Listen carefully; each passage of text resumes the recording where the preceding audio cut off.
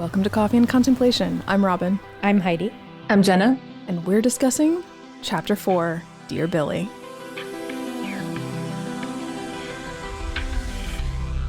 So I want to change things up a little bit. We're still going to do the group by group breakdown, but I'd like to bookend the conversation with the Hawkins characters, given the powerful ending. Yeah. So we'll chat Hawkins, California, Russia, and then circle back to Hawkins in the end to close out with Kate Bush. So the sequence towards the beginning where Max realizes that she's Vecna's next victim, Sink's performance here is so good. Like I've said this in other places, but I feel like this moment kind of gets a little overshadowed by the ending in terms of what moments of Sink's performance get talked about. And I have so much appreciation for what she's doing here. Just the fact that the way she balances fear and anger and uncertainty and like trying to dismiss the danger, but also trying to convey how, like, it's so effective. Yeah. Yeah, you know how she's such a like direct and strong personality. And you remember thinking back to season 2 when we first meet her and she's so like, what's the word? Hot-headed seeming. You know, she still has that fire in her. That's who she is. But it is fun to see how she tempers it now around her fear and around her, you know, her love for the people that she has around her while she's going through this crazy thing. She does that so consistently this whole episode and this whole season, really. She's really great. You know, up to this point, so much of it has been that she's closed off. So seeing some more of that, like, more open emotion is kind of, you know, seeing more of her. Yeah. I appreciate everyone's reactions. Yeah. Like the fact that it's all sort of like, shit, what do we do? You know, there doesn't seem to be an immediate answer. And that kind of felt like a moment we hadn't really seen much of before. And I remember feeling that on, you know, for myself on the first watch, like, yeah, shit, how do they get out of this one? Yeah. I almost want to say, like, it feels like it hits home more because usually in this show, you would expect it to be somebody else who's hit, you know, one of the newer characters who's hit with Vecna's curse, but it's not. It's Max. I mean, I have some feelings about Stranger Things bringing in new characters only to kill them off, but that doesn't mean that the core characters never experience danger or never experience trouble. As of this point, they have no idea how to help her. And they don't have Elle. Yeah, the stakes feel so high. I mean, actually, that's something that, like, this moment in Hawkins and in California, like, it makes sense that they are juxtaposed in the cold open because very similarly, it's sort of like all we can do is sit here. We have, like, there's a powerlessness that's in both of those scenes that feel like I actually didn't really put that together till just now, that's what connects them. And also, we don't know what to trust. Yeah. I like that they took this pause to kind of sit there with it. Definitely. That was very needed, especially for Max. However, I do remember my first time watching this episode and they're sitting there in the office in that first scene and they're talking about like, well, we know that this person started having their visions or their headaches 7 days ago. We know that Fred was having his visions 6 days ago. And I've been having them for 5 days. And I do remember the first time watching this thinking like they're saying these rules aloud for the benefit of the audience. It's just that part of it always felt like a complete mess and it was not very well paced. She's like, and then they see the thing right before they die. They do not know that happened to Fred. They would not be in Ms. Kelly's notes that they were seeing horrible visions just before they died of things from their past. Right. That just wouldn't be there.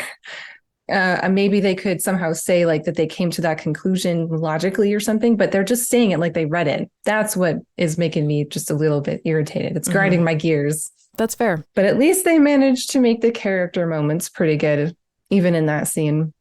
So Max says that she's gonna die, and then before anyone can say anything, not that they were likely to, they're interrupted by the noise, which is Lucas. So go with me. In this moment of fear, when we, the audience, along with the characters, are all going, now what? Lucas arrives. I mean, it's probably not intentional, but again, looking at it close reading style, as we are wont to do here, it just feels like a kind of a cool little message that relationship, as almost kind of a cipher for all of them, like all of her relationships, that's how you save her. Yeah. But speaking of Lucas's arrival, so I know like a lot of people like to laugh about the fact that Steve says the whole stay here and then the others follow him They out. all follow him. And I actually enjoy that moment too, but I'm going to be that person that goes, I don't think it's cuz it's coming from a place of like Steve's not capable of handling anything. No. But rather it's we don't split the party. Yeah. Right. It's like, who do you think we are at this point? You know, we are a team, and no, you're not just going to like go out there and do this by yourself. Are you crazy? Well, and it kind of feels like an early indicator of like what we will see with Max, actually. Like it's them sticking together and being like, we're not going to leave you on your own either. That's not how we do things. Yeah. So I think it's cute. Like I don't think it in any way indicates that Steve is like incapable. It's just cute. Like, no, we stick together, man. If they thought he was like incapable, they would have maybe also brought their own weapons out and like gone up there with him, but they all just kind of hang back to see what happens. To witness, if nothing else. Right. I love that Steve's first reaction is like, okay, let me grab this floor lamp to go and investigate the danger. I mean, we don't have the bat, but I just thought it was cute. And then the way when Lucas comes around the corner, Steve's like, what is his like exact words? Like, I could have taken you out with this lamp. That's exactly it. Yep. And Lucas is just like, what? Dustin. Yeah. It's so good. Well, I mean, it's, grab the nearest bludgeoning weapon. I don't know. Sure. Throw Steve a feet for tavern brawler. That'll work. I'll take it. Nice. Turn anything into a weapon. Sure. That works for him. Even though they do have a bigger problem with, being Vecna, like Jason, Patrick, and Andy are not nothing. Yeah, they're not an idle threat. No. And I think that Lucas needed to maybe convey that. That was his job, was to let them know, no, guys, you really do need to worry about them. I promise. Like, they're out for blood, literally. Yeah. Then researching Vecna in the Wheeler basement. I appreciated so much of this on a first watch. Like, they were asking, and this happened a lot kind of in the middle chunk of the season on the first watch. Like, they're all asking the questions that I had in my head. Right. And I remember just that even now, it's very gratifying to feel like, no, you're asking the right questions. Yeah. I think it's a handy way to get into exposition. It's very natural for Steve to be like, okay, but how is he getting in if there's no gate? Why the 50s? Why did he just kill a whole family and go, I'm good? What this, what that, what the other thing? Like, those are really good questions. And inevitably, they are questions that the audience is going to have. And by putting them into a character's mouth, in this case, Steve, they're kind of acknowledging, yeah, we're thinking about this too. This is not just a major plot hole. I appreciate that he's asking these questions. And I like that he's kind of feeling frustrated by the fact that nobody else seems to be thinking along these lines, because I'm feeling the same way. My frustration was from, yes, the writers were setting up for the reveal of one and Henry Creel with those questions, but they also don't answer them fully in terms of like, what the fuck are we going to do about Vecna and the Upside Down in the long term? Still don't know. But I appreciate that Steve is going in the other direction and is actively trying to list the things that we want to know and see if we can get answers. I appreciate that from him.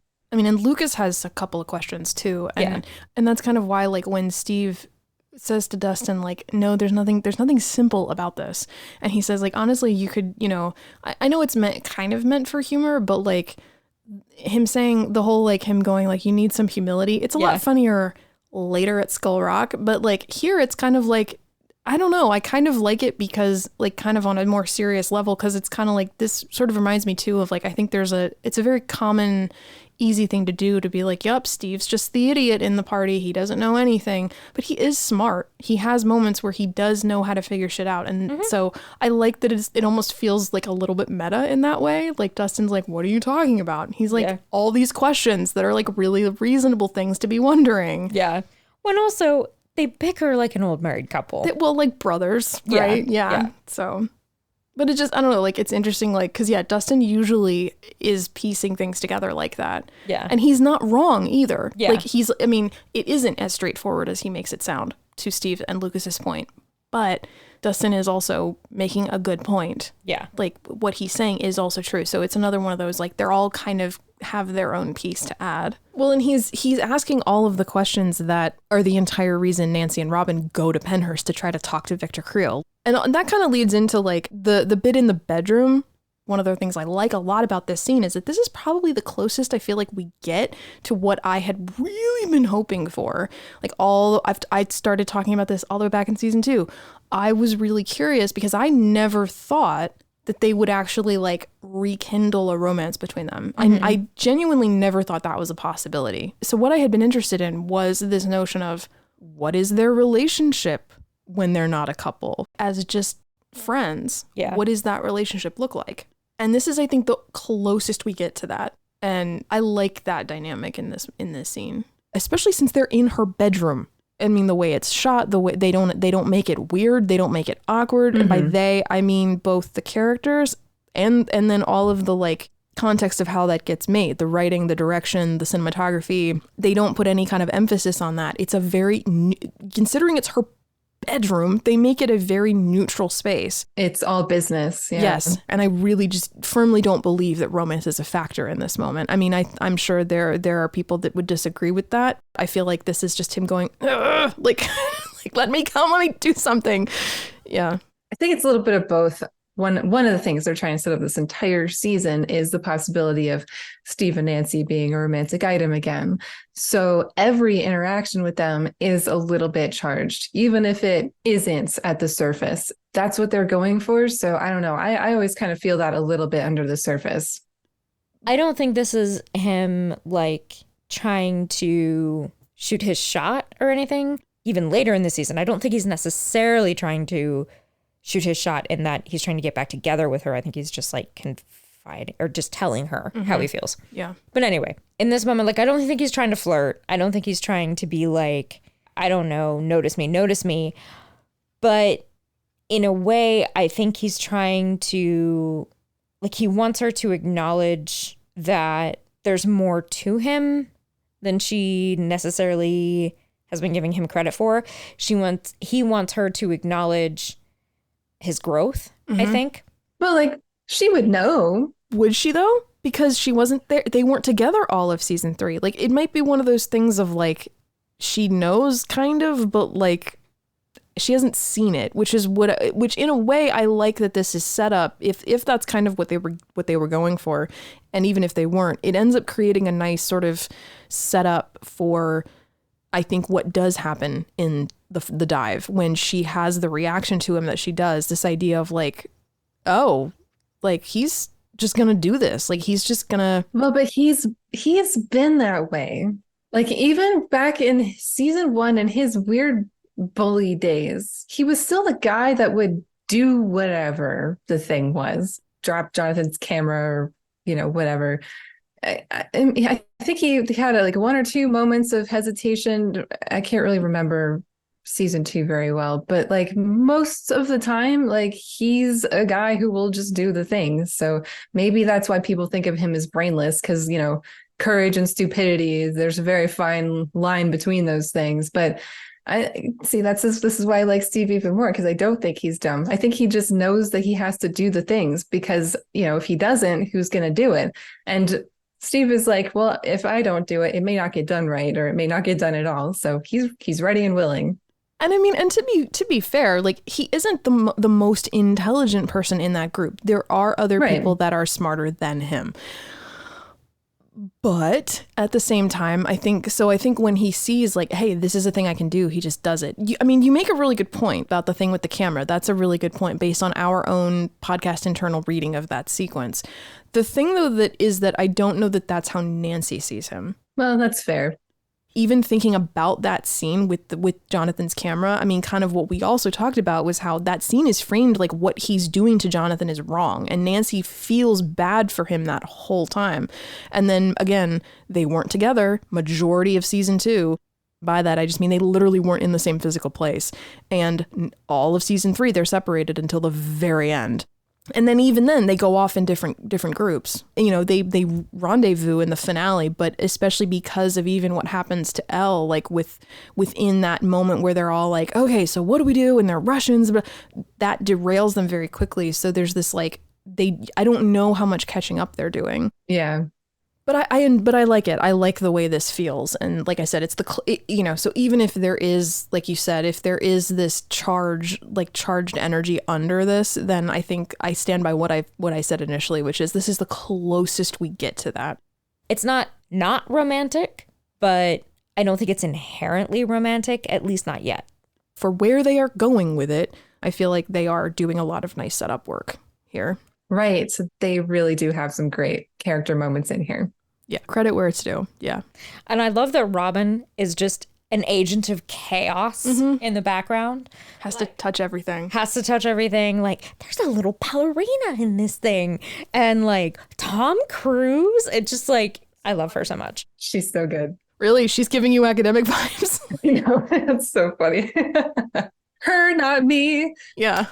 After Robin and Nancy do split, and, you know, we get the reforming of the Junkyard group. We get Steve, Dustin, Max, and Lucas. I love that group. I love that group dynamic so much. Not a hot take.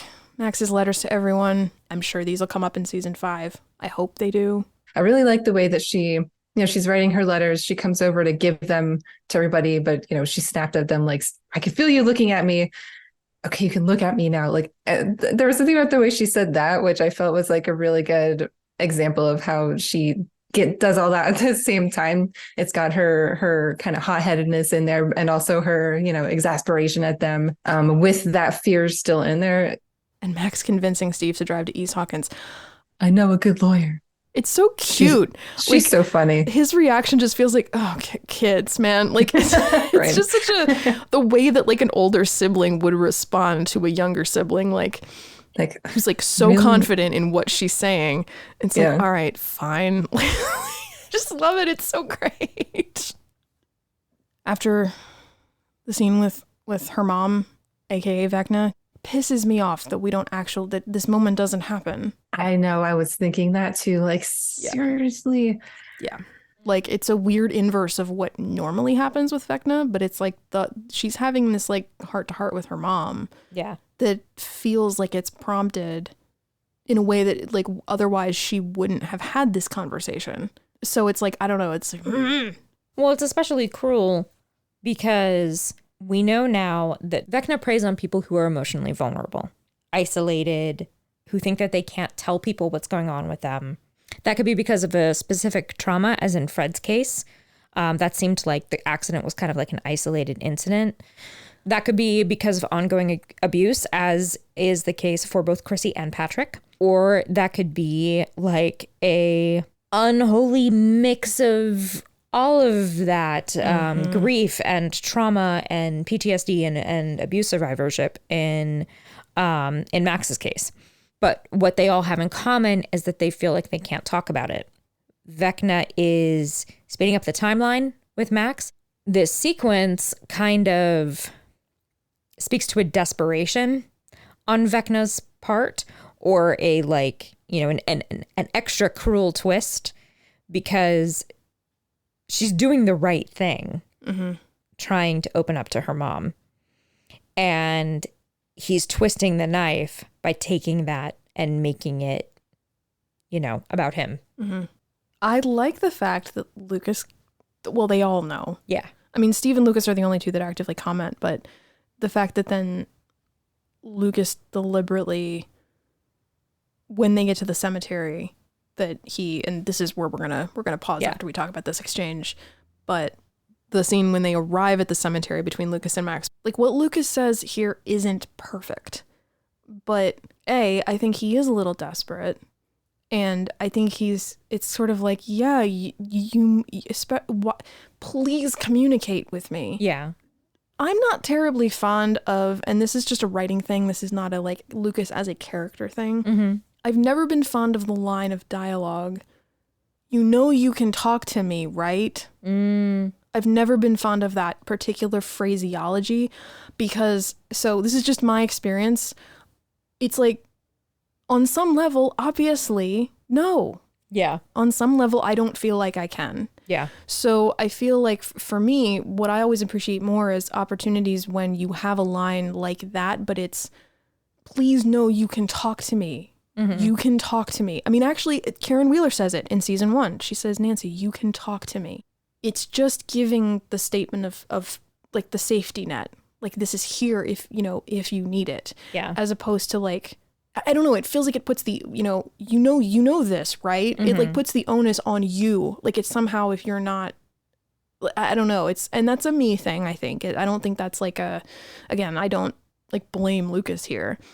But in some ways, it's also like what Jenna said in chapter 2 was they are kids. Yeah. So Lucas hasn't probably, I think the indication is this is probably kind of all of their first go around with this sort of thing. Well, yeah. I mean, because, my impression is that like they weren't talking about this sort of thing after Elle died, quote unquote died in season 1. So, and it's just a whole different relationship here. But I like this exchange. I also buy the fact that Max would still be resistant because of what follows. Yeah. I love Lucas in this scene. He has like the urgency, but he also is very gentle with her. I think he is being written maybe a bit more emotionally mature than most kids his age would be. Sure. But I don't care. I love Lucas. I buy it. Right. Yeah. You're not on your own with not always liking, you can talk to me, right? I have had personal experiences where, especially like when I was their age, of adults saying like, you can talk to me, right? And me being like, I seriously, truly, sincerely cannot. Because if I tell you what it is you want to know, you're going to freak out.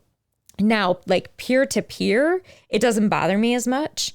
But I think that you make a very good point in a lot of cases that, by the time you get to, you can talk to me, right?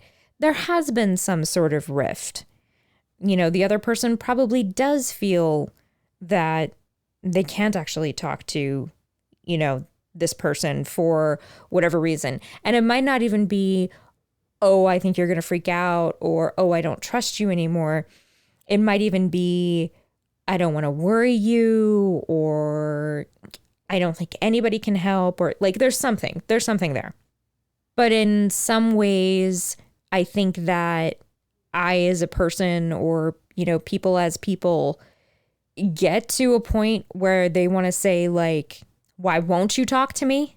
In that situation, you can talk to me is more loving and more helpful than why won't you talk to me? Mm-hmm. So no, it's not perfect. And like, I want you to know you can talk to me. Please know you can talk to me. Please talk to me is even better. I ultimately think that is the sentiment that drives, in this case, certainly. Sure. That is absolutely, like, I'm not trying to say that like, oh, Lucas is saying something bad here. Like, not at all. Like, yeah. And I also would say that generally speaking, when someone is saying that, I'm going to say like, giving the benefit of the doubt, like most of the time that phrase is stated from a place of the sentiment that you just described. It's coming from a very good-natured place.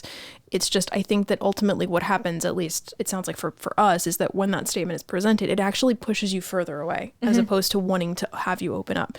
At the same time, he uses that line, but that's followed by him saying, I'm right here. Yeah. We're right here. I'm right here. And I like that he says we're in addition to I'm, because I think that that's like, if I'm not the right person, cool. Talk to Steve. Yeah. Talk to Steve. Talk to Dustin. Yeah.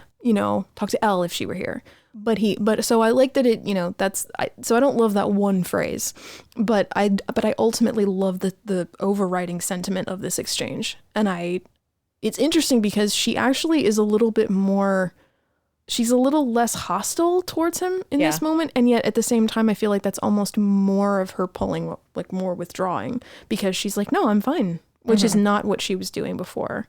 So it's just such an interesting, like, as she gets closer to this moment, it's like they're pulling further away, which adds to the great moment at the end. So, But yeah, we're going to put a pause in the junkyard group discussion, come back to that. But we're not done with Hawkins yet, because I want to talk about Nancy and Robin at Penhurst. Now listen, a costuming note. There is no way that Nancy would have a bra that would fit Robin. Well, wasn't Robin wearing her own bra though? I think the implication is that Robin wasn't wearing a bra, but there's no way. Like, there's just no way. And also, like, if the implication was that Robin hadn't been wearing a bra, we would know. It's just the fact that, like, I like, yeah, that's another, like, they are this not was the same written by size. men Yes. thing. I have Yes. literally never in my life shared a bra with another person. Me neither. And it's not, you know. You're not swapping bras. No, it's not happening. Like, I have shared t-shirts. I've shared all items of clothing except underwear and bras.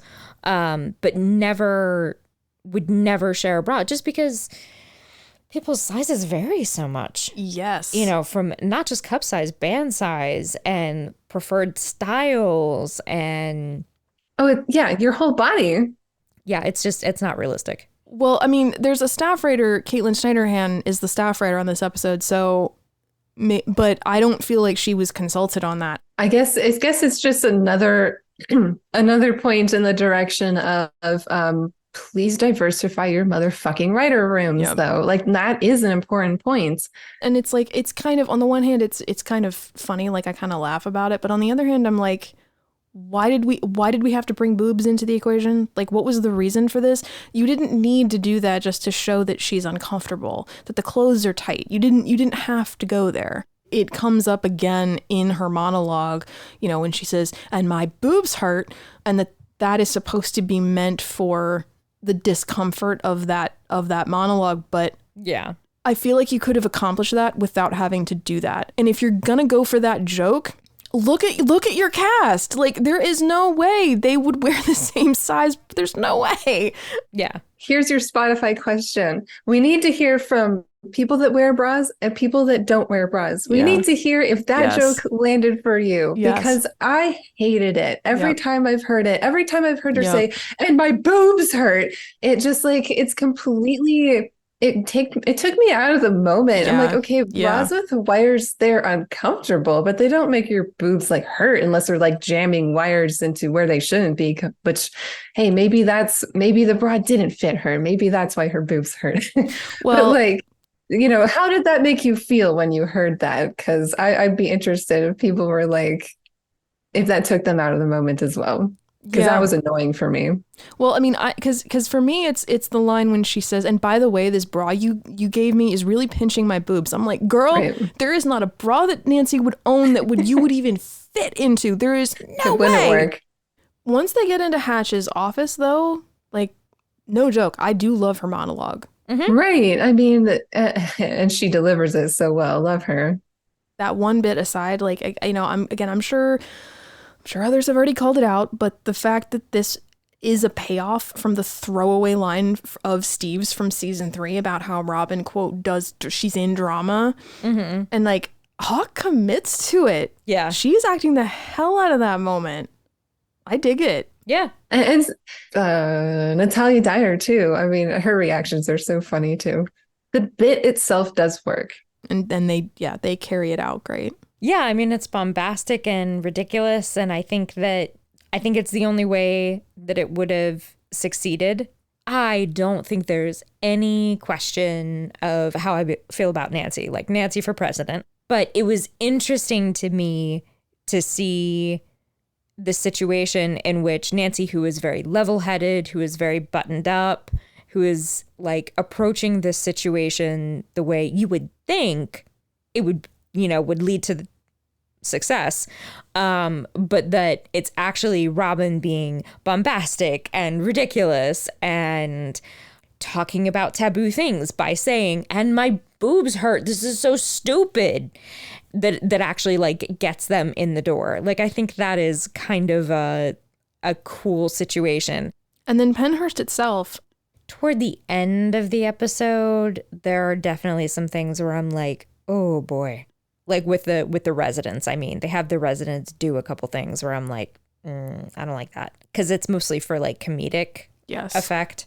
However, Hatch, honestly, I think is a very realistic depiction of, you know, how mental health professionals acted in the 80s, like music has a profound effect on the broken mind, he says in front of his clients. Right. Yeah. Well, they're barely people, you know. Right. And there's even that moment where Hatch says that there are those that are beyond the cure, which I am not offended by Hatch. I think he's depicted as an asshole, and that is the energy that I see in him. But all these years later, we know that a cure, in quotation marks, is not the goal in so much of mental health work. You know, you don't cure someone of PTSD. You help them find ways to re-engage with life so that their symptoms are manageable and minimized. But there's no way to wave a magic wand and say, oop, you're cured of PTSD. Or like if someone has depression, they may decide to take medication, but that's not going to, cure them of depression. So saying schizophrenia and yeah. So saying like this person is beyond a cure, baby, we are all beyond a cure. Yeah. You know?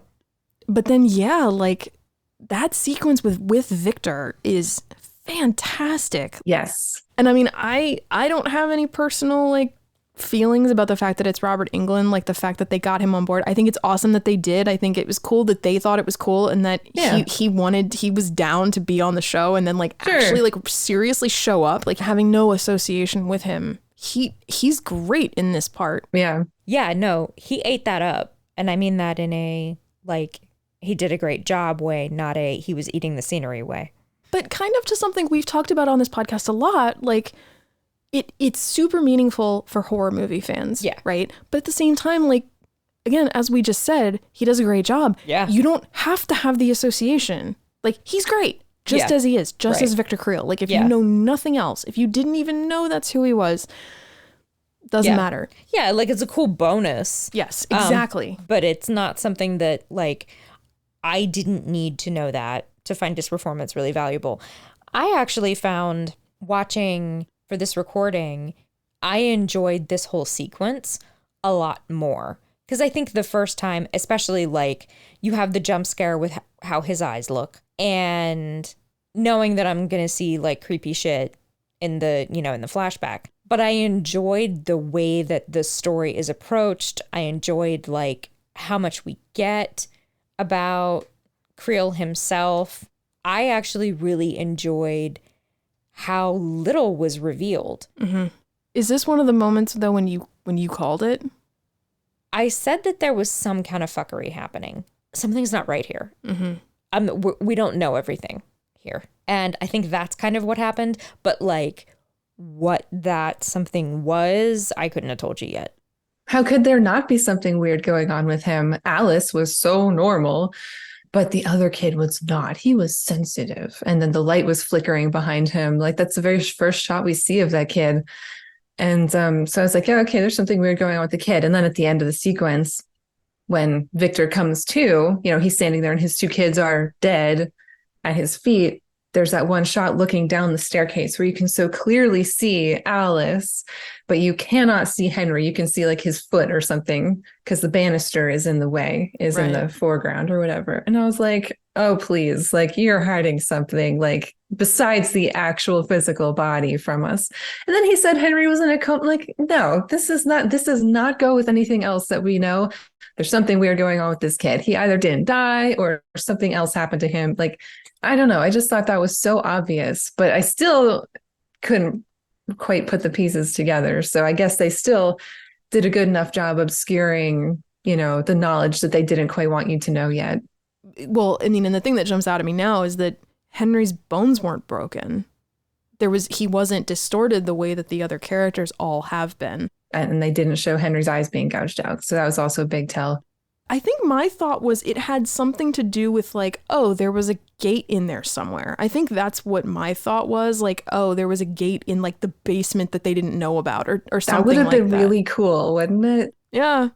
So in a weird way, like one of the things that I would kind of like to see in season 5, again, I am not calling this an expectation, but it would be cool if they like kind of come back to this and maybe get him exonerated. because he didn't kill his wife and daughter. Yeah. Let alone his son. Yeah. How did I not notice that we really don't see his reactions to anything except for like when the lights kind of flicker, you don't get any coverage of him. Yeah. Like it's very minimal. Yeah. And it's like, but it sailed right over my head. The house is haunted, ghosts, like, you know, that's because that's what they're implying it is. Yeah. And that was clearly, I mean, they've said they wanted to create the haunted house vibe. That was the motif they were, you know, we don't see the full potential of that until our Hawkins group end up breaking into the house later, but that's absolutely what their influence was. Which I loved. Love that feeling. And it works. I mean, I even not knowing, it's still a really effective sequence. Yeah, well, and that's like the haunted house thing. That's obviously what Victor thinks. You know? Yeah, exactly. And even getting down to people speculating about, is Victor Krill crazy? Or was he really possessed? Or something, you know? Like that could have been an interesting element. That also would harken back to The Exorcist.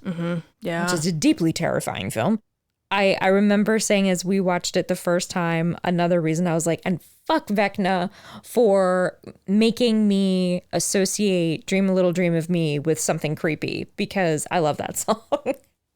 Yeah, it's a pretty fantastic sequence. Like I like the fact that bringing in the music element, like I you know, as clunky as the other stuff about the music we talked about is, I think having this be the thing that triggers it, like helps them like put it together, is actually kind of neat. Yeah. So in a way, kind of maybe reframe it that way, that the idea that it's Dream a Little Dream of Me is actually the thing that saves Victor from Vecna, maybe. Yes. There you go. Yeah, I mean, it does. He says he followed the angel. Exactly. Yeah. I mean, and like, who wouldn't follow Ella Fitzgerald? Fair. Also want to shout out to Sean Levy, who directed this episode. Like, this whole sequence, like both the 50s stuff, but specifically this sequence when they're in the basement dungeon, essentially, this whole sequence looks fantastic. Like, it's not super, like, it doesn't stand out as much as like some other sequences in the episode, but this sequence looks fantastic. Like, they even do some like interesting time remapping on one of the shots of Victor, like, but they don't like overdo it. Yeah. Which I feel like they absolutely, like, it's a little overly dramatic in places, but I feel like it's appropriate. Like, they build to it. It doesn't feel like it comes out of nowhere. It doesn't feel like it's out of place. You know, they've built this guy up to be quite terrifying, even though they are pretty sure, you know, that he is not like an agent of Vecna. Right. But we're not totally sure when we first meet him. And then as the conversation progresses, you know, it's effectively nerve-wracking. And then the way it's presented, I feel like is, it's done very, very well. Yeah, because what you're expecting is Silence of the Lambs. Yes. And what you get is just a tragedy. The fact that they're using that as a reference, like it, again, just like with casting Robert Englund, like it works on its own. Yeah. At least I think it does. Yeah. The sound design in the whole sequence is really great. One thing is his voice. It sounds a lot like Vecna. It sounds very like they did the same effects to it or whatever. His voice at no point sounds like a normal human voice, except maybe towards the very end when he's like starting to curl up on his bed. But before that, he's got the same effects. He just sounds so otherworldly. It's so creepy. It's a very effective device to make the scene feel so creepy. But the sound design as a whole is just top notch throughout that whole sequence, I think. The threading in of the song and the baby crying and all the sound effects and everything. Yeah, really well done. Yeah. When Nancy and Robin, though, are being let out of Penhurst and they say, we'll wait for the police, I felt like if the cops did show up, I mean, it would probably be Callahan and Daniels, right? So I feel like exactly, which we kind of get with the kids in chapter 6 when Dustin, Max, and Lucas get caught. Like there's a little bit of that vibe. These kids. Maybe even there would be an exchange between them, like, you know, like between the cops, like there'd been a bet. It has been 0 days since these kids last got up to some fuck shit. Well, like Callahan and Daniels like exchange $1 or something. Yeah. Told you by the end of the week we were going to hear from this lot. Because that's the thing I noticed was that the cops aren't there. It's because I was like, well, why wouldn't there have been? Because that was how I remembered it. It's like, oh no, it's just the guards from the facility. I mean, the scene of them getting away is Oh, no, that's enjoyable. Good. Honestly, the line like, Cinderella, you left your slipper. I mean, that might be something that I might call out to somebody if I saw that they, lost a shoe. But just like the way that it's done is kind of like, you're doing this because this is an insane asylum, in quotation marks. Yeah. So it's not great, No. but it's certainly not worth making a huge deal out of.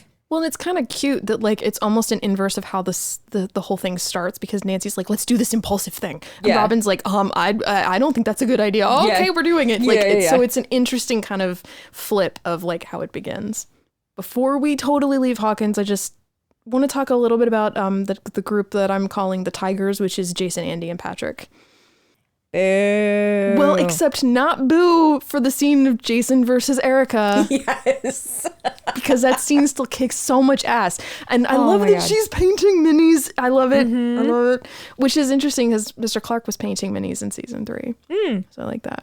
I still adore the line about Max, the taking the step down for Max. Yeah. But also because, I didn't really think about it. I think it's just an obvious given. But just, again, from looking at the, between the lines of whatnot, I like how much that indicates, how much Erica approves of Max. Yeah, because Erica has good taste. Well, and Erica has high standards. Yes, she does. And more power to her. Yeah. But I like that Max apparently meets those standards, and I'm here for that. She strikes me as the kind of sister that would totally rag on him all the time, but she secretly approves, of the girlfriend. Yeah. Max and Erica are going to be the most fun sisters-in-law at all the family gatherings. From here to eternity. Well, and that's the thing. If nothing else, we need Max to come back in season 5 so we can get a scene between her and Priya. So we can get a scene between Sadie Sink and Priya Ferguson. Yeah. The world needs that. Yeah. Yeah, I'm just going to start ending all of my arguments with Duck Hunt. Slam. This is a case where they really utilize humor so effectively because it's it diffuses the tension of the moment, very clearly indicates that Erica has no earthly idea where her brother is. Yeah. So it puts her out of any kind of danger from Jason. It's an interesting place to come into the episode towards the beginning. It's fascinating.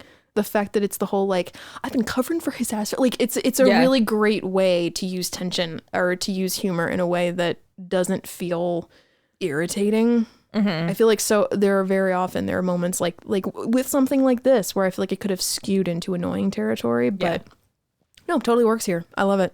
I love kind of juxtaposing this scene with Billy and Karen in season 2. Pretty white boy shows up to the house, right? And is trying to charm information out of somebody. And Karen, not knowing any better and so on, kind of allows herself to be charmed. Whereas Erica's just would you fuck off? I am just not interested in anything you're selling, That is a brilliant insight. I like that. Yeah. That's a great point. But I think then, until we get to our conclusion sequence, we're going to leave Hawkins for now. Let's drift to California crew. So that, talking about Mike, Will, Jonathan, and Argyle, I got to be honest, I actually really like the cold open a lot. The part, at least of it, where it's the, the friends of Owens explaining, or I guess what we're seeing is the aftermath of the explanation to Mike, Will, and Jonathan. And I especially like Agent Stinson in the lead here. She's played by Paris Benjamin. And the character just feels like an evolution or a contrast to Agent Fraser from season 1. Not unlike in a way how Owens is a contrast to Brenner. Yeah. So I kind of like that as kind of a small through line. Yeah. I really like the way that she plays, how she actually, it feels like she wants to tell them what they want to know. It feels like she really is there in their best interests. And it's valid that they don't trust her right up front, but she is trying to do the best job that she can. And she does that really well. I liked that. But in general, especially as the opening to this episode, I really like the stakes that this sets up. That sequence alone, I really like a lot. What do you make of Eleven's letter? Like, I've gone to be a superhero again from Elle. I didn't lean on the from Elle the first time I watched it.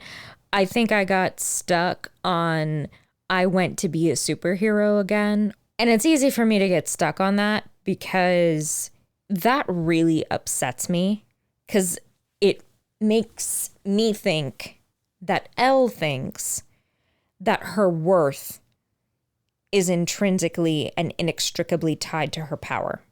Worse than that, I think she thinks that her worth to Mike is tied to her power. There's a whole lot of, that's a lot to unpack. Let's just throw the whole suitcase away. I do feel that this is another instance where I'm not sure they knew the implications of some of the things that they were doing and saying. Mm-hmm. I continue to love Elle as a character, but yeah, I don't like it. On the one hand, this could be a moment where Elle is reclaiming her autonomy, but I feel like the words that she's using undermine that. I don't like it. I don't like it, bro. Yeah, I'm frustrated for Elle on many, many levels. I'm frustrated that she doesn't feel like she can trust Mike fully. But yeah, would I have done differently in her situation? I don't know. I love myself a passive aggressive queen. Yeah. And that's impressive for her. Yeah. I guess it true. frustrates me because does Elle feel like she's going to become a superhero or a monster? In season 4, we're kind of divorcing from that a little bit because her smashing Angela in the face with a roller skate had nothing to do with her powers. She just did it. And so now she's questioning, is it what's just inside of me, my temperament? Is that what makes me a monster? But I don't know. It's all clunky. But then that kind of shifts us into Mike and Will. And in their first one-on-one scene, I do like Will's comment, like, you can contain any of this without Elle. As the season's second mention of how they're sort of SOL without her. Yeah. This time it's from an entirely different group. And we're putting all of our eggs in the Elle basket and nobody else is what are they gonna do? Mm-hmm. Mike and Will were sitting there saying like, oh, last time it was down to us, we had to save the day, it's gonna be us again. How? Well, and it's also kind of like, yes, it was them, but it was also like a really heavily coordinated effort on behalf of Hopper and Joyce. And there is, we'll talk about the quote unquote coordinated effort that happens at the end of this season. But at the same time, it's not just one group. I mean, then in a way, that's been some of the things I've liked about Stranger Things, that it is everybody working together. But at the same time, feels pretty hopeless. However, the irony is that Owens and Brenner fully know that, and that's why they're training her. Yeah. So that's that first scene between the two of them. Mike is like looking at the letter, and he's just like, I hate that he crumples it up and throws it away. Yeah. So that's that first scene between the two of them. But then in his apology, Mike's apology, I'm annoyed that I actually really like the way the scene plays out, even though I don't feel that it matches the scenes that we saw in Chapter 2 with Mike being flippant and dismissive. Mm-hmm. But in a lot of ways, I don't know how you feel about it, but in a lot of ways, this scene feels more like the Mike that we used to know. And yeah, it really feels like an echo of the We'll Go Crazy Together scene in season 2. Yeah. That said, I still would have liked this apology to have included at least some reference, no matter how small, to what happened the previous summer. Mm-hmm. So I kind of headcanon that this apology includes that, because it helps make the rest of what follows work a lot better for me. Yeah. But I still actually like the scene quite a bit. Yeah. And it does. It feels like they were kind of finally course correcting a lot of the stuff with Mike's characterization from last season. Like, I feel like this is their most concentrated effort to do that. Yeah. Thus far, anyway. I don't think they're ever going to address season 3, but I agree with you, especially in the aspect of being annoyed by how well the scene works. Yeah. Because in a lot of ways, I think that Mike is going to make this apology and then he's going to do it again. I don't know. That's how I would feel if it was like in life. Because especially once, Elle comes back into the picture, Mike's focus is 100% completely on Elle all the time. What I think he might be trying to say in this apology is like, it's almost been easier to distance myself, not actually unlike kind of some of the things. I mean, very different context, very different motivation, reason and whatnot, but not all that different from kind of some of what Max is doing. But moving on to the shootout, the sequence is great. Yeah, the sequence is actually really great. And the fact that it's a oneer, like it's a different kind of one-shot sequence than we've seen before, but it was just funny when I saw some of the like behind the scenes stuff about this, and they were like, we're gonna do this really radical thing. Like the radical part of it is that they kind of did this not last minute, but that they hadn't planned it. And it's a lot more complex than that. So, you know, there is making of stuff out there about this, but the fact that it's like, it's so different from anything we've done before. And I'm like, I've been tracking how often they use oneers in this show. So in a way it feels, it has a different energy to it. Like literally it has a different like energy, but the idea of doing a single take is definitely not new for Stranger Things. So in that sense, it reminds me of how what I said about the scene with Nancy and Wayne, in that it feels familiar, but also like it's new at this, but in a way that doesn't feel out of place. And I like it for that reason. Yeah, I mean, I love the energy. Like you said, it is a different energy for the show. And that's what I really like about it. The shakiness, I mean, I can't really think of one that really had that vibe to it before. No, nothing like that. Very handheld. Yeah. Mm-hmm. But I feel really bad for the agents. Yeah. I'm going to feel a lot worse in the episodes to come, too. But like, and I looked for, based on how you pointed out that Adam noticed how often he reloaded. Yes, I noticed that this time around as well. Mm-hmm. I counted twice. Maybe there was one I missed, but I counted twice as well. Yeah, same. Yeah, that was, I was really trying to pay attention to the blocking this time watching it. And yeah, man, that was intense. They did a really good job with it. Yeah, it was intense. It was compelling and well done. And it only dawned on me this time that like Argyle really did get totally just dragged into this whole mess without any choice. I mean, it's not uncommon for characters to get pulled into all this by accident. I mean, yeah, this is like Merry and Pippin in the movie Lord of the Rings, not the book, but the movies. They're just there. Okay, we're here now. We're a part of this. Let's go. Like, what was that? Yeah. But still, like, poor Argyle. That's a heck of a shock. Like, yeah. I'm sorry, Argyle. Poor boy. Surfer boy pizza. Like, fruit on pizza. What does he say? Fruit on pizza is gnarly, you say. I say try before you deny. Hello? Well, and just the way he reacts to thinking that Jonathan is throwing a party, like, not cool, man, not cool. Didn't invite me. The only thing that I really don't like about the sequence is that I don't like that they returned to playing Past the Duchy at the end. Like, yeah. I wish they'd have either stuck to score or sound design rather than using it as like a humorous sting. Mm-hmm. Like, it sort of dilutes the poignance of it. It still treats it like it's ultimately a comedic thing, and it's like, it's not, though. Yeah. This is not the first time they've had issues with their tones and their music choices. They trying to go for the lighthearted thing or the 80s soundtrack rather than a score. Yeah. And then with that, I think we're going to shift to Operation Russia. Oh man, do I hate Yuri. I hate him so much. Like, as a character and just as I really have to watch this asshole. Eventually he wins me over, but that's a big deal because man, does he annoy me. He annoys me in a very narratively effective way. And the whole thing of you gotta get home to your woman. She's not my woman. Like, all of it is good. Yeah, it's well done. It's compelling. Yeah. It's good. It's great. It's just in the wrong fucking thing. So in terms of Hopper first, like the whole sequence of him escaping in particular, it's very compelling. It's very engaging. Just so much of this arc at least could have been compressed.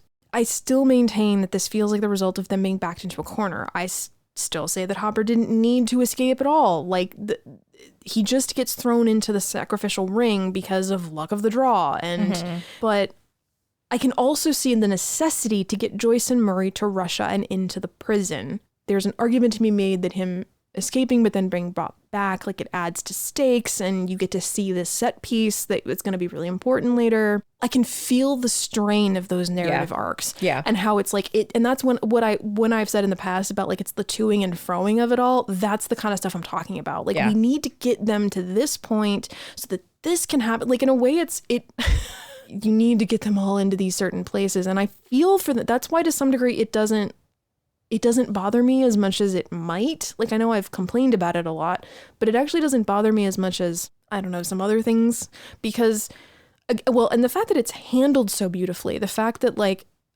you know, and the contrast of Hopper, the characterization of Hopper from season, I mean, not like you have to put him in a gulag to get this performance out of him, but like the idea that it's just such a contrast to what we got in season 3. Like I'm here for the more serious Hopper. Like, so much of this being as well done as it is, like I can tell they were like, we got to make this good. If we're going to be here, we got to make it good. Yeah. And that at least is successful. Yeah. Yeah. I mean, he feels much more like season 1, season 2 Hopper. Right. He's resourceful and determined and not a huge asshole where it counts anyway. Yep. But can we talk about how his fucking feet would be stumps? Like I can't. I normally think it would be, we're not meant to worry our pretty heads about it, but at the same time, like they call such attention to what he's doing to physically get out of that circumstance. I mean, the only shot that I found particularly egregious, the rest of it I was like, fine, I just gotta go. This is a John McClane thing. We just gotta go with it. The only one that makes me go bullshit is when he jumps off the roof and lands on his feet. And then to not show him react. Like, even if they had shown him, like, going, or something to indicate that, like, yeah, he lands on his feet with 2 broken ankles. Again, I understand we're going off of adrenaline as a hell of a drug, but... It can only get you so far, though. It really does. Like, you're going to crash eventually. And as a person who's not eating well, he went without at least one meal that we saw. And he's, like, doing the push-ups and whatnot. I'm like, okay, sure. I mean, like they're making a whole point of saying that his ankles are gummy right now. He's gone through enough. I get it. Okay. He's John McClane in my eyes already, basically. Yeah. I don't need the unrealistic frozen feet thing. Like it's just too much. And let us not forget that in Die Hard, like his feet are trashed by the end of that film. Like his feet are, it makes me shiver. It's never not an issue. Right. With Hopper, no, he's just walking around. It doesn't work. To me, it just feels so tragically sad. And a lot of that is actually down to Harbor's performance. And I mean that as a compliment. Mm-hmm. You know, like he puts himself through such physical agony in order to get loose. And then he makes it to the tree line and you're like, oh my God, he's gonna make it. And then that moment that he has with the peanut butter, that is some real shit. Mm-hmm. And then for all of it to be for nothing it's just tragic. If ultimately the plot goal of that was to get him into that Coliseum with the Demogorgon, then why do we have a Coliseum with the Demogorgon? Because we gotta connect it to Hawkins somehow. Yeah. But I will say that the thing I like about that is that it does make, you know, I saw other people pointing out that it creates an interesting parallel between he and Elle. And, you know, like him wrapping up in the blanket with the peanut butter. Like it's very reminiscent of how he found her in season 2. And I do actually very much enjoy that parallel. I mean, it's, to your point, it's also tragic, but it's interesting that they've now both experienced something like so similar. I mean, down to the shaved head. Yeah. It's funny. I never thought of that, but yeah, I like that too. Poor Hopper. It's just too much. He goes through so much. And it like really. But like I said, we say all of that, but like every time I watch them, I get caught up in it. It's kind of like what you said about Enzo. Like, you're right. Like in terms of streamlining the season, we didn't need him to be a character, but I like him so much. I know. One of my favorite parts of this sequence of him running is Enzo clearly being invested in him getting away. Like, watch your back. Like, I'll be damned. Like, so damn it. Like, we're getting a bit of humanity out of Antonov in these scenes. So like, and in that way, it adds to the stakes of like when he gets caught. Right, You're mad exactly. at Yuri. You're mad at Yuri, not just for Joyce and Murray, but you're actually kind of, at least I am. I'm mad at him because he betrayed Antonov, Dmitri as well. It's like, damn it. And he's got a kid. Like in a way, you know, if they hadn't, they also could have had, like, this would have been another point where we never see him again. Like, he gets dragged into another room, you know, they take him and we never see him again and, like, got shit. You know, I think I would have been fine with that. Like, from a storytelling perspective, obviously it would have been sad, but, like, that would have been interesting. But yeah, in short, I enjoy the Russia stuff more than I expect to.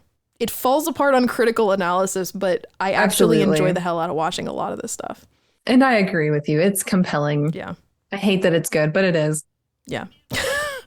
I mean, something that I observed my first time through was the fact that the first thing Yuri does is lie. Mm-hmm. It's deception from the jump. Mm-hmm. And that he finds it amusing. Yeah. That's actually interesting writing. I actually like that as a writing choice. Yeah. And I can't believe they drink the coffee. Oh my God. Murray! Rookie mistake. Like, Murray! Such a suspicious... Why is he drinking something that somebody he doesn't know is offering him after all we've seen from him? But then, like, gosh, that I'm trying to, like, maybe that just speaks to how awfully bored and cold both of them were, just sitting around doing nothing and freezing. But I don't feel like we get enough of it feeling like desperate times, desperate measures kind of thing. Like, if they had really been struggling, that might have been different, but I don't feel like they did that enough to make me think Murray would break his own rule. Like, I cannot imagine that he would do that. Joyce maybe, but at the same time, like, they've got to get them to that place. I'm like, all right, fine. But okay, let's get into the reason we're all here, right? The final movement. Yeah. This is Dear Billy and Running Up That Hill. So I want to get into those two things as like two separate pieces. So the letter, or the Dear Billy portion. I think eulogy, and the piece of music that plays under this, which is called Letter to Willie. Yeah, interesting. It's an evolution of the eulogy track from season 2. It's so evocative, like just as a piece of music, and it's the way they're able to use it in so many different contexts, and it continues to feel unique to each moment. And then that this is actually a different. And actually, it's like it's just like the kids to teens, like it's an evolution of that. And I don't think I've ever said that outright. I might have said it in season 2, but I think it went by quickly. So the fact that they brought it back for this, it's pretty amazing. Mm-hmm.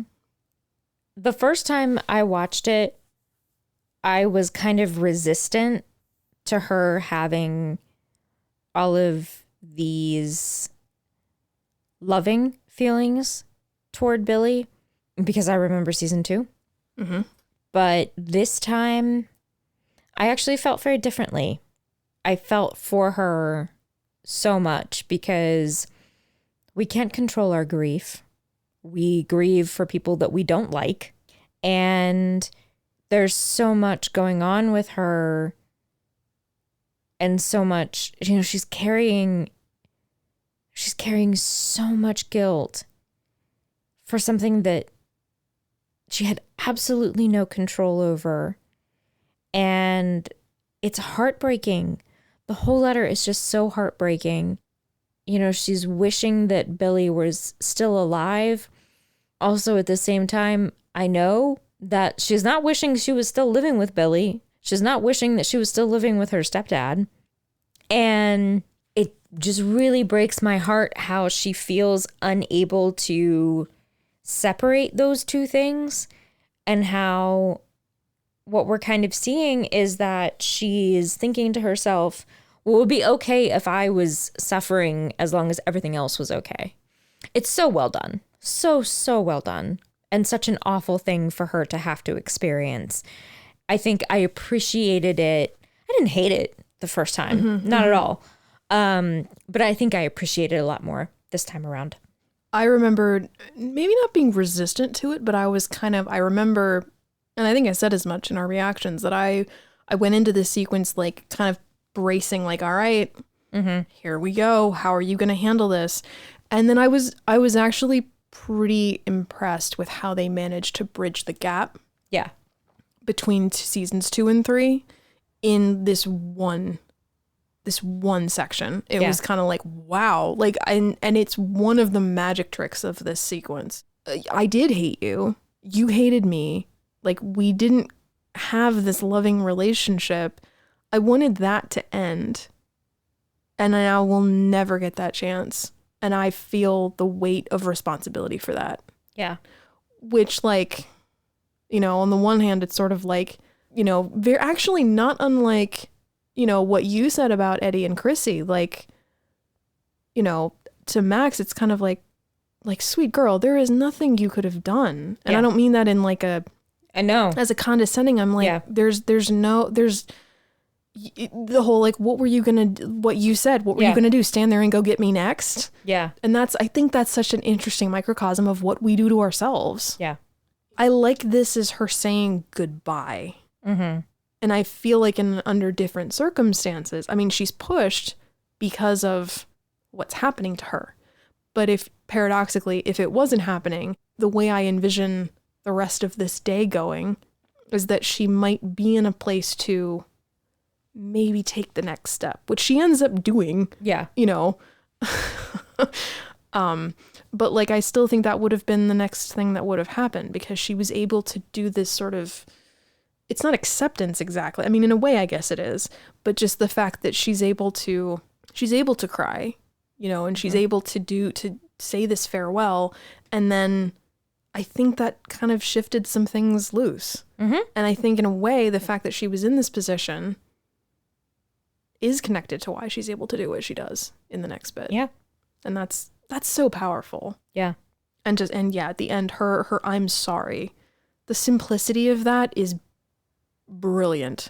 Yeah. Because that's what so much of grief in particular comes back to. It's just, I mean, that's how it looks. Yeah. That's what that shame and that survivor's guilt looks like. Yeah. For at least again, in my experience of my own grief and what I've seen in others. Yeah. And that's powerful. So like, maybe the writing about the bras thing is weird, but that's very well written. Yeah. You can tell they put time into this. Yeah. Yeah. A lot of the shooting in the graveyard, not as much in the Upside Down with the effects and stuff, but in the graveyard, I love a lot of the shooting there. Mm-hmm. So that really works. And then, we shift into Vecna enters the picture. Yeah. Yeah. I want to say first, though, like, Steve calling it and going up to Max happens just in time. Any later, it might have been too late. So Steve gets credit for that. And also Dacre Montgomery's performance, so good. The unblinking, unmoving stare. Oh my God, it's so intense. Now, did you know that Montgomery was not there with Sadie Sink? Oh, really? Yeah. So I actually have I was told that when I guested on ham radio, but I just looked up some quotes for the episode. So from Entertainment Weekly, Sean Levy did an interview with them. So, quote, "When I read that I got to bring back Billy, I was over the moon. But here's what's crazy. Because COVID scuttled all of our production plans in the midst of an already massively ambitious season, Dacre could not leave Australia to film his scene. It was rescheduled again and again and again, and there were lockdowns and protocol updates and more lockdowns and more stringent border restrictions. So with the clock running down, we had no choice but to have me direct over Zoom with Montgomery in Australia on a soundstage while I had already shot the scene in a cemetery with Sadie Sink a year earlier. Montgomery's performance was digitally inserted into the shot with Sink later on. Quote, that sequence in episode 4 was one of the biggest Rubik's Cube challenges of my directing career, figuring out how to put Billy in that cemetery with Max without the ability to put Dacre in the same country as Sadie, Levy says. Montgomery expressed his gratitude for being able to reprise the role in an Instagram post. Quote, feeling extremely fortunate to have been able to shoot these scenes during the pandemic in my hometown, Perth in Australia. He wrote, what an absolute blessing to work with such an incredible crew and Levy directing on Zoom. I'm really shocked because to me it did seem like there was such a like an emotional intimacy. And then Max calling for Lucas and Dustin definitely reminded me of Elle calling for Mike. Yeah, and I like that you called for both of them. Mm-hmm. I mean, I have more notes here, which we'll get into, but like, I mean, I found that both times, because I usually watch the episode twice for the podcast. Whatever we're reviewing, I'll usually watch it once, just watching it, and then I'll watch it a second time to take notes. But both times, like, and this does not happen very often, that once the main part of this sequence started, I was just totally sucked in. Like, I forgot to take notes. I was just watching it, and I cry every time. Like, I just did stop taking notes, had to write everything down afterwards. Yeah. I mean, Jenna and I also said a lot about this in our reaction episodes, but the new things that did occur to me this time that I feel are worth commenting on are the fact that I especially appreciate the pause, that beat that they hold on between the cut of Max running and the sound coming back in, of them calling her name before she wakes up. Like, it's mostly for dramatic effect, I'm sure, but it winds up creating this transition almost like she's really waking up, coming back into her body. And I love that touch. Like, I really noticed the pacing of that. The editing of this sequence doesn't get talked about enough. But yeah, like that particular beat as an editing choice to hold on that silence, then you hear their voices like Max is hearing it before she wakes. I love that. I thought that was fantastic. Yeah. And, credit where it's due. As long as I'm crediting the editing, I will say the editor for this episode is Dean Zimmerman, who has edited a lot of Stranger Things episodes. I've said that before. As much as I do love Running Up That Hill, and I do, for me, the thing that tips this even to a new level of awesome is the way that it's infused with the score. How the song itself becomes more than just the song. I'm sure you're going to talk about music in a minute.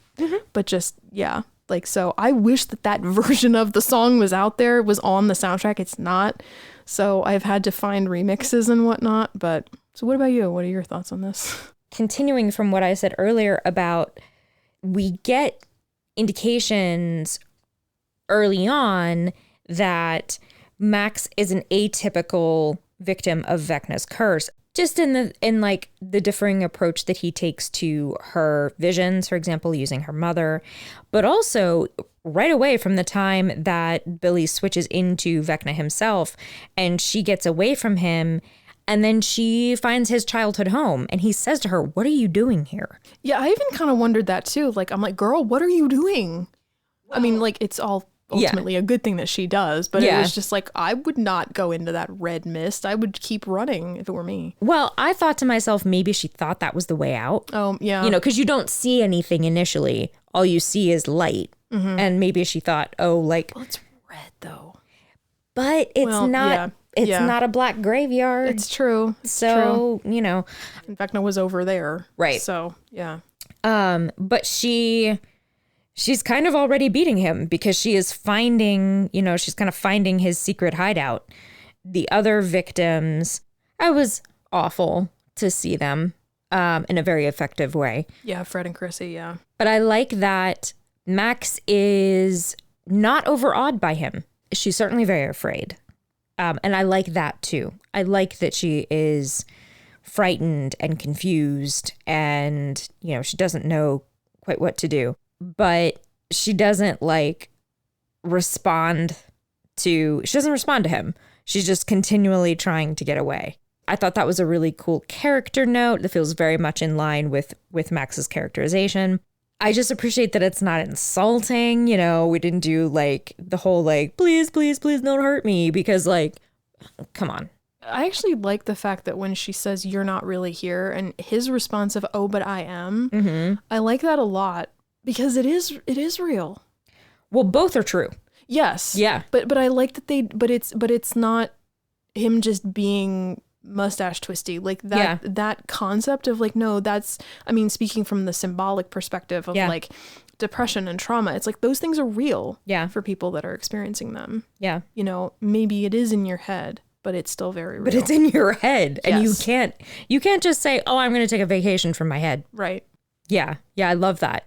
What makes the sequence so powerful is that it works so well on both a literal and symbolic plane. Yeah. It works so well on the just literal narrative plane that music, just because of the nature of the art form that it is, it disrupts the hold that Vecna has on your mind. It finds a way to break through Vecna's hypnosis. And through that, she is able to find an escape hatch, and she has to run toward it. And Vecna's like throwing rocks at her, but she manages to, dive through on a on that very, very simplistic narrative line. It works. Mm-hmm. It works so well. Mm-hmm. And the performances are fantastic, and the stakes are there, and the emotional relationships are there. And my disrespect of Vecna kind of comes from like later on in the season. Yeah. And me saying, give me a functioning iPod and send me into the Upside Down, I'll get this bitch, kind of comes from this scene because I love Max so much. Mm-hmm. And like, I stand by that statement. But it works. Mm-hmm. Even to the point where like there is musical score happening. Yeah. And then when Kate Bush comes in, it's not so jarring, which I appreciate. Yeah. It feels too jarring for us, but it's a pivot. Yeah, no. And it's jarring, I think, for Vecna. Yes. And it is jarring for Max, but again, in a very narratively effective way, because you're not expecting that. Right. But it's jarring for them, but it's not jarring for us, because we have seen her friends frantically trying to get the tape into the thing and like, which one is her favorite? That I also think is so cool and speaks to so much like urgency. And they don't want to play just any song. They want to make sure that it's the one she has the strongest connection to. Is just, it's so good. I forgot the first time through that we had heard it before. Yeah. Yeah, but. Yeah, it's so good the way that, like, again, like, to speak to your point about the editing, it's so good the way it's woven in. Both characters are kind of like, what? And the way that the portal opens up and she sees it, but it's so far away. And she's in such dire straits that it would be so easy to be like, I can't make it. Mm-hmm. But what really, really, really makes this scene so special is the symbolic storytelling that's going on. Mm-hmm. Because Vecna attacks the mind, because he attacks people that are extremely emotionally vulnerable, being attacked by Vecna is a metaphor for depression and trauma and mental illness. And which, like, just that aside, that's a bold move. Yeah. I remember us watching this episode for the first time, and like earlier in the episode when they make that, wait, Victor Creel was humming Dream a Little Dream of Me. Is that like, maybe we should be playing music. I remember thinking, oh my God, that's so brilliant. Mm-hmm. Because it's true.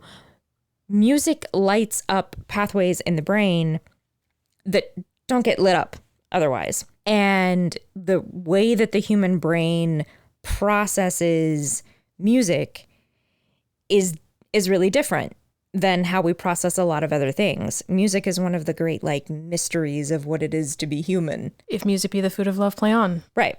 And had to get a Shakespeare reference in this season somewhere. You gotta do it. Ding, check.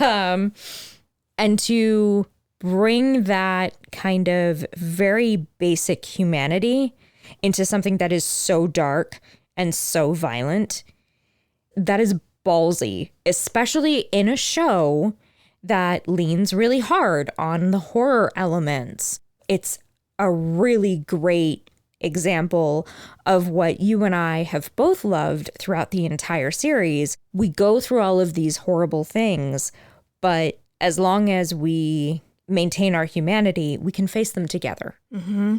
And for me personally, I am a huge, huge fan of music. Music has been profoundly influential throughout my life.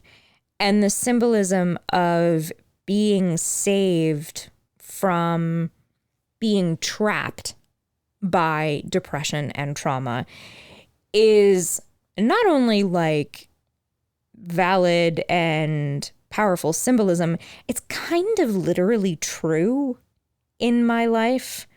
there have been many times when I have felt, again, not in physical danger, but when I have felt trapped by whatever was going on, and music was a way that I was able to get out. Mm-hmm.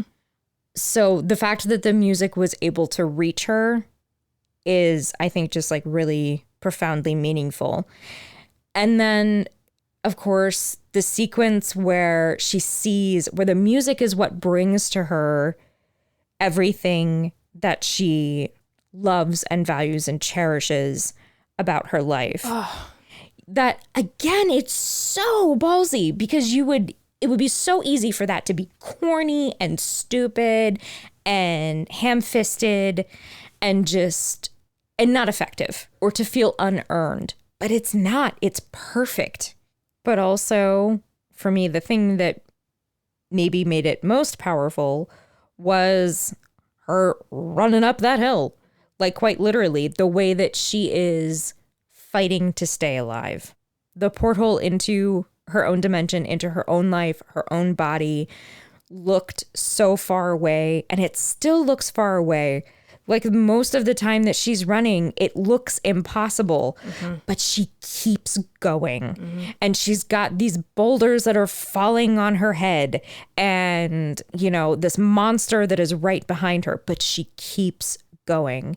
And the way that, as you said, the way that the song itself becomes incorporated with the score, and that mirrors the way when you have a very, very personal relationship to a song, it becomes special to you. So much more. And like it increases like the relationship that you have with it, and the, just so much.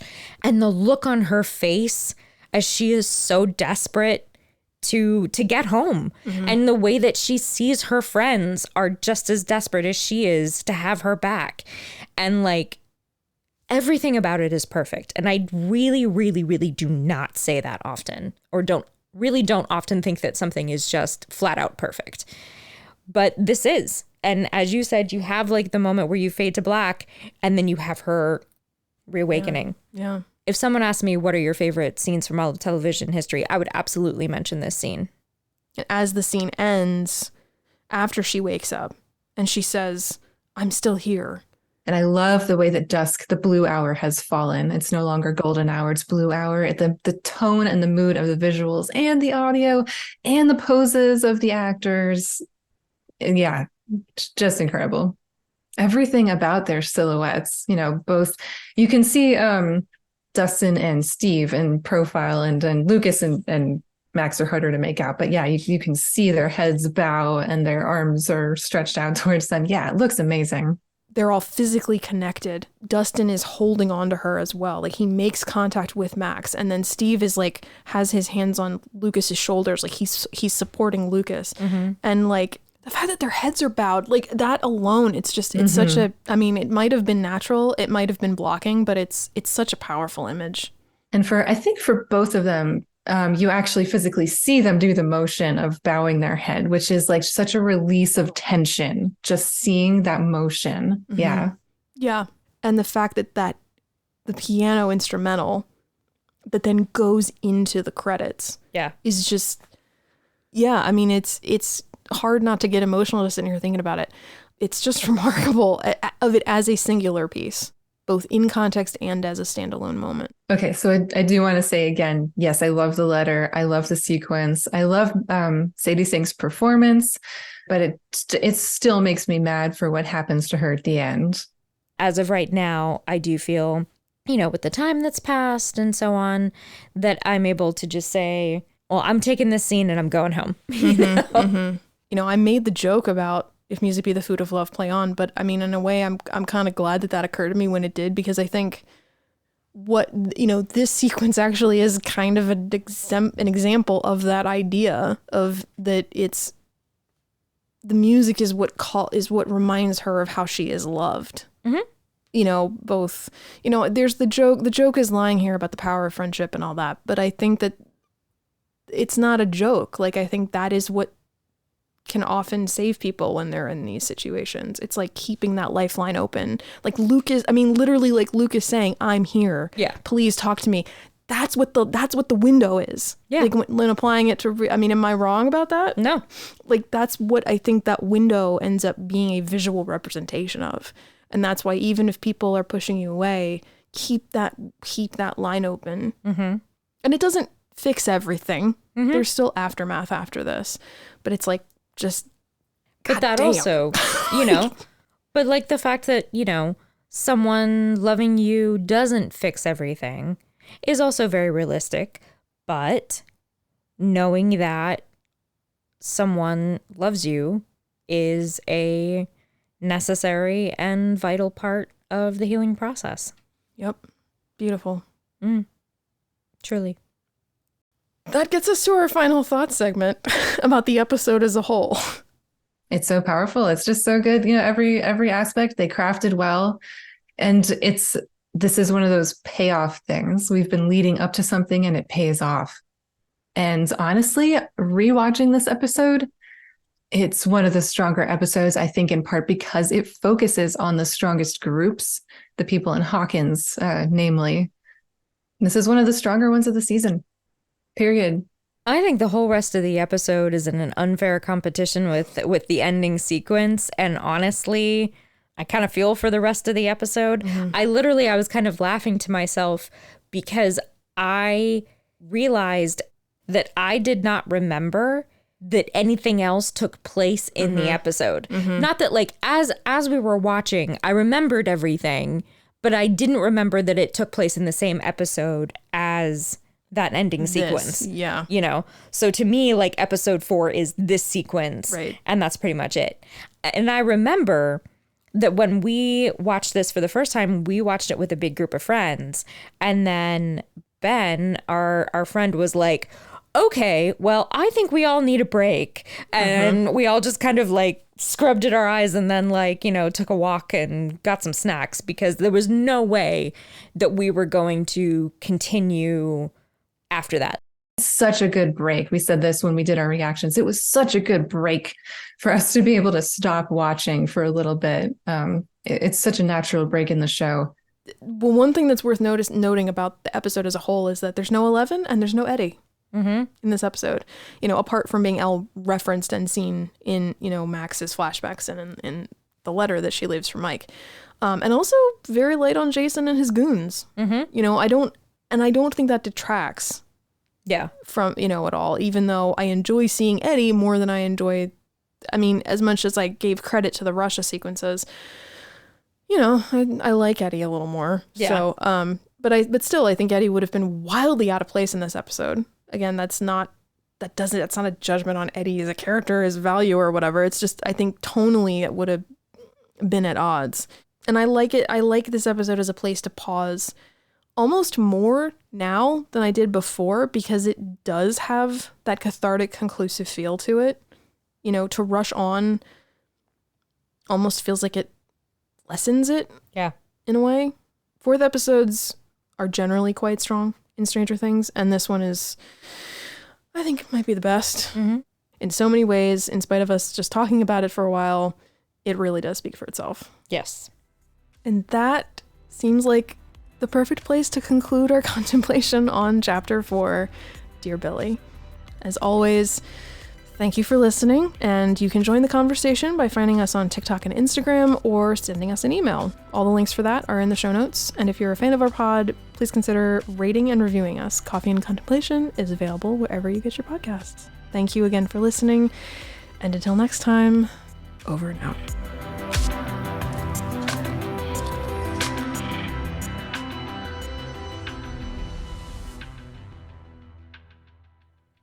That was interesting to think about. Anyway, yeah, so much for structure. Sorry. Like it's fine. It's fine. Let me just say whatever comes to my brain, That's A-okay. That's where all the best stuff comes from. So I was thinking about Russia, as one does.